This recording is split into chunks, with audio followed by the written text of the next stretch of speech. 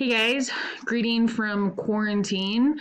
It's been such a fun week, and I'll be quarantined again next week. So make sure if you have any questions that you're emailing me, um, and we can work those out. It seems like it's going okay, so just keep emailing me with anything that comes up. All right, so we jumped into rhetoric last week, and hopefully you kind of have this working idea of what it is and why we're going to use it. Because when we can kind of break down what are people doing that makes their communication effective, then we can start doing those same things with our communication. So when we can start analyzing, okay, what decisions did they make to get their message to their audience, then we can start saying, okay, could I do that too? Can I use humor? Can I use cause and effect? Can I use a narrative? All those are just rhetorical devices that we can use in order to get that message to our audience. So that's, remember what rhetoric is. And I'll probably say that 100,000 times this year because that's what's so important, right? That we want to make sure that we get our message to our audience. So what we're going to use, right, depends on A, what our message is, and then B, who our audience is. And so we're going to focus a lot on those type of things this week, is making sure that we understand the context of those. Okay, so we're going to use something called SoapStone. And I think that, I don't know how many of you have used this or not, but all it is kind of a way to organize what you're reading or a way to analyze, right? So we just did a little annotation, which was just to help us understand the article. And now we're going to do an annotation more with purpose, right? And what that means is we're going to fill out this graphic organizer. And so what SoapStone does, and it's a great organizer when we're specifically trying to find what's happening rhetorically in an article. Okay, so the first thing is that we need to know the subject, right? What's our actual subject, general topic of the communication, right? So we can use this if we want to analyze a speech. We can use this if we're analyzing a text, if we're analyzing a letter, an email, anything, right? We can use this, any sort of communication we can use this for, okay? What's the occasion? And sometimes this might seem silly, but if we think about really famous speeches, right? You think about Martin Luther King's I Have a Dream, the occasion is really effective, right? To know like, okay, they had this March on Washington, here he was in front of all these people, right? That's going to influence what decisions he made. So it's important for us as someone who's trying to analyze the communication, right, or his speech, to know what the occasion was, because that can play into it, okay?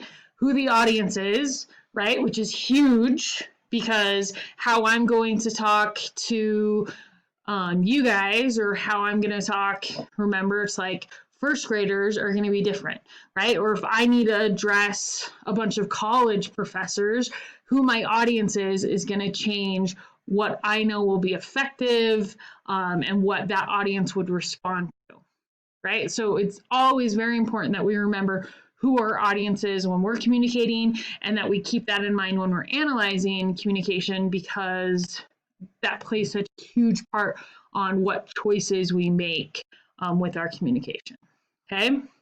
What's the purpose, right? So what's the actual message? Who's speaking? Obviously, that's going to be a huge thing, right? If I go to an abortion rally and my speaker is pro-life, right, I can already go in knowing, okay, these are, this is what they believe in. So that can help me kind of analyze what they're saying, versus if I know, oh, no, my speaker's pro-choice, those type of things, okay? And then what's the tone? And a lot of times, we might overlook this, but the tone is actually really important because that's a lot of where how exactly they're getting their message across comes into play, right? So what SoapStone does is gives us all this background information that can help us when we're analyzing a text understand, okay, why would they have made these choices? Okay, well, here we are at a rally, right? That's the occasion. So rallies, you have a little bit of this like mob mentality. Okay, so how do you get these people on your side? What are things that are effective that way? Versus if the occasion is you're printing an article in the newspaper, right? That you're going to use totally different devices, choices to get your message across with that. So what this organizer does is helps us kind of know those things going in. So it's kind of what we do first, right, as we're analyzing, and then we have this to go on that then we could make a response to it or give our opinion of what the text was, and we have all this information. Okay, so for this week, you're going to fill out two of these graphic organizers. One will be in an article I give you. Okay, so I want you to read the article, and then you're going to fill out this, and then at the bottom of this, it also has where you can do a little bit of these, a little practice of kind of the rhetoric, looking at the rhetoric, right? Where you're talking about, okay, what appeals are most effective in the passage? Okay, what technique is the speaker using? Do you think they're successful or not? So you're just going to fill this out, just a little paragraph on what you think of that. Okay, so the first article, like I said, I'll give you. And then the second one is I want you to pick something. Okay, so it can be a recent thing in the school newspaper. It could be something that someone published, in the Harriman Journal or South Valley Journal, I think it's called.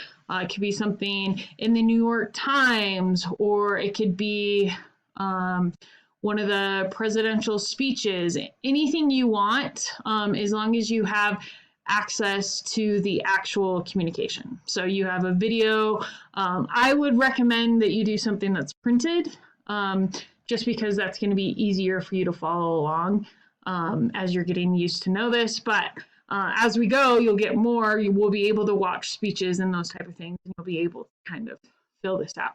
Okay, so those are your two assignments this week. So read the article that I give you and fill out the SoapStone graphic organizer, and then pick your own article on whatever it can be. So if you want it to be about the start of the NFL season, if you want to do some sort of fashion, whatever kind of you're interested in is totally fine with me. I don't care what the topic is, just that it's something that you're kind of interested in. That way, as you're reading it, hopefully it's not super boring. So that will be our week this week. And then, as always, you'll have your reading log. Make sure that you're doing your 40 minutes. And I cannot get this to change. There we go. So again, let me know if you have any questions or problems that come up. A lot of you have emailed me about grades on assignments.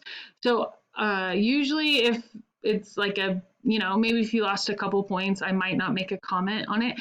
But usually if I'm taking off, a good amount of points, I will always leave a comment on the assignment and say why. So make sure you're checking those comments. And then if you have questions, let me know. I'm always happy to answer them, but just usually that can answer your question in the comment that I leave. Okay. All right. So have a good week. Let me know if anything comes up.